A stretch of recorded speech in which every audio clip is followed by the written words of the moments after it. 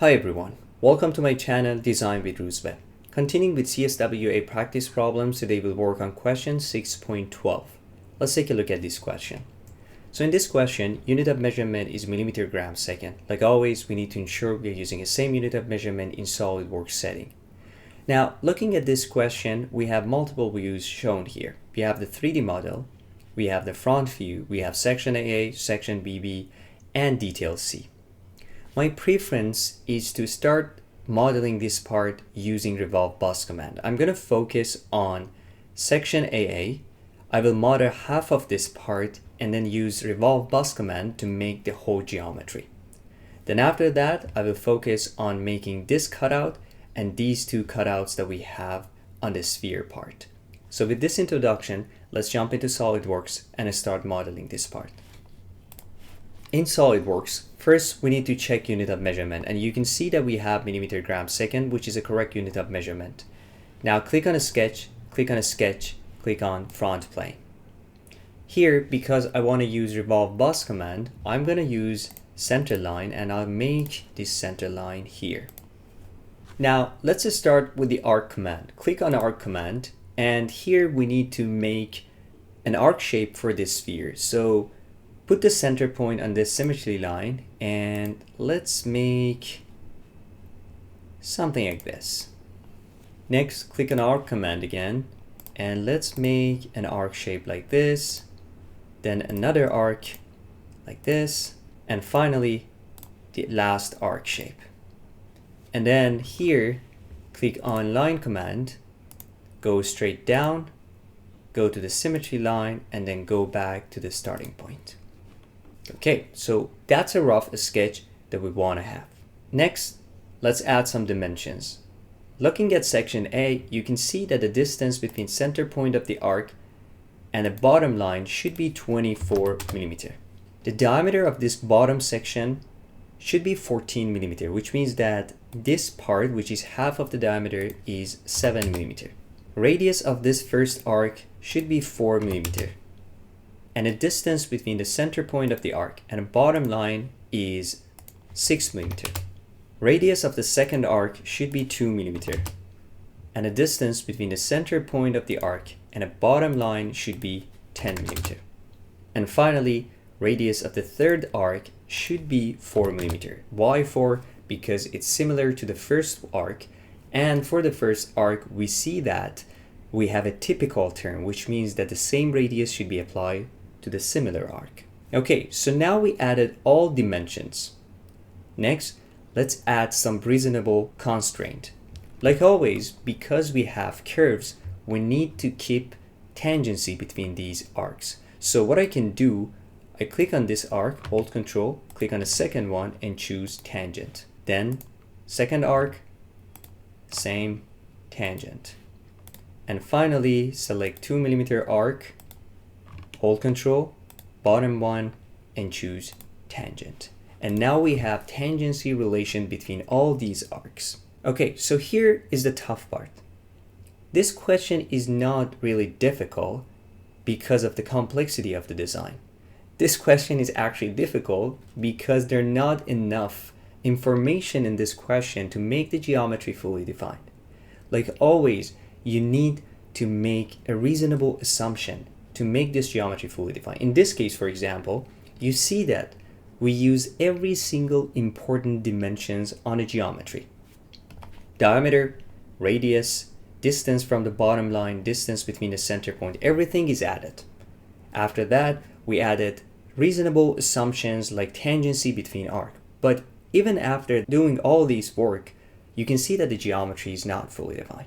So again, we need to make our best assumption, trying to make a reasonable geometry and then check the volume and see if it works or not. In this specific case, if you look at the geometry, you can see that this point of the arc and the bottom point of the arc should be on a vertical line. So between these 2 points, I'm going to apply vertical relation. And I repeat the same process between this point and this point. So for both of 4 millimeter arc, let's apply vertical relation between the end points. So click on it And now you can see the geometry is fully defined. Again, this is an assumption we made. It's not really clear from the question. Unfortunately, that's the case for some of these CSWA questions. So I make these assumptions and I'm going to continue with this assumption. Okay, so now we have a fully defined geometry. You can click on Feature, click on Revolve Bus, and click on OK. Awesome. So that's a baseline of our geometry. Next, let's focus on making a cutout in this bottom section. Click on a sketch, and select this surface. Click on Circle command and let's make a circle here. The diameter of this circle should be 7 millimeters. And now you can click on Feature, click on Extrude Cut, and for the depth, we need 10 millimeters. Click on OK, and that's it. I just want to highlight a point. In order to make this cutout, you could have included this in a Revolve Bus feature. But I didn't want to make the geometry or this sketch more complex, so I prefer to separate these two commands. First, I made the baseline of the geometry, and then I use Extrude Cut to make this cutout. Just wanted to highlight this. Okay, so now we have this cutout made. Let's focus on a cutout on the sphere part of the geometry. Click on the sketch, click on a sketch, click on, let's say, front plane. So here, I need a circle. Click on Circle command, and here, let's make a circle. According to section A, the diameter of this circle should be 8 millimeters. So this is 8. Also, we want this circle to be concentric with the outer circle. So click on it, hold Control, click on a circle, and choose concentric. The reason we want to have this relation is because if you don't have it concentric, then the cutout that you have on a surface of the sphere will be an angled line. Let me show you what I mean by angled line. If you look at section A, you can see that after making a cutout, the interface that you see here is just in a straight vertical line. Now this is happening because the cutout is right in a center point of the main sphere. If you move it down, then you're not gonna get this straight line. So that's the only tricky part. You can simply try that in SolidWorks. You can simply shift that cutout and don't make it concentric and see what will happen. Okay, let's go back to SolidWorks and continue. Now here I have the circle, click on Feature, click on Extrude Cut. And for the Extrude Cut, first I want to go 4 millimeters in this direction. So this is 4 millimeters. Then let's activate direction 2.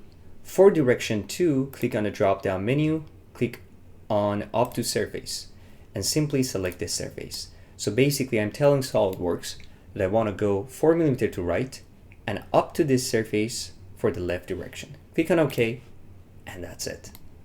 Awesome. So now we have this part of the geometry. For the second cutout, you can either repeat this process or you can simply use circular pattern. So I want to use circular pattern. Click on Feature, click on the drop down menu and choose circular pattern. For the reference circle, just simply click on this circle. For the degree, 90 degree is good and we need only 2 instances. And Cut Extrude 2 is automatically selected. Click on OK. And that's a final geometry. Now you can see that we have these 2 cutouts. Awesome. So that's a final geometry. Now it's time to check the volume and make sure that this model is correct. Let's go back to the question and check the total volume. In the question, you can see the total volume here. The total volume for this model is 4,630 cubic millimeters. Let's go back to SolidWorks and check the volume for our model. In SolidWorks, in order to check the volume, you can click on Evaluate and Mass Properties. And here you can see the total volume. The total volume for our model is 4,630 cubic millimeters. This is exactly the same as the number that we've seen in the question, which is showing our model is correct and there's no problem with it. Okay, that's it. That's a wrap for this video. I hope you liked it. Just remember, this geometry is not fully defined. That's a problem with the question, and with proper assumption that we made, we were able to find the correct answer. So If in a first trial you're not able to find the correct answer, don't get disappointed, because in my opinion, the problem is not really fully defined, and that's a problem with this question. Okay? I hope you enjoyed this video. Thanks again for watching. My name is Ruzbe. Hope to see you again soon in the next videos.